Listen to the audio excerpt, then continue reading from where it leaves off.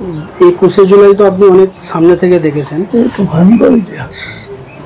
আমাদের পরে পরিকল্পনায় কোথাও মারপিট দাঙ্গার কোনো প্ল্যান ছিল না।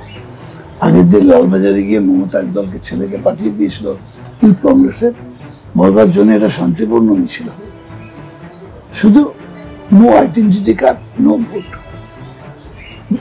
আইডেন্টিটি কার্ডের দাবি ছিল, আর তো কোনো দাবি ছিল না। এটার জন্য সরকার যে এত কেন হিংস্র হয়ে উঠল জানি না। আমি ছিলাম মেয়র রোডের মোড়ে, যেখানে 8 জন ছেলে মারা গিয়েছিল, আর বাঘে হলো তালাক।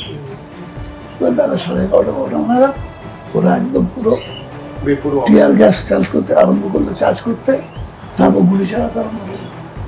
আমি মাইকে বলছি, গুলি চালাবেন না, গুলি চালাবেন না।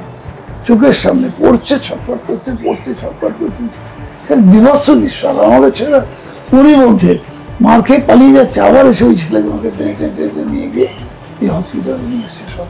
এবং লাস্টের দিনে একা ছিলাম বলছে, আমাকে মমতা মধ্যখানে স্কুটার এসছিল, এসে বললো যে সন্ধ্যা শেষ পর্যন্ত থাকবে।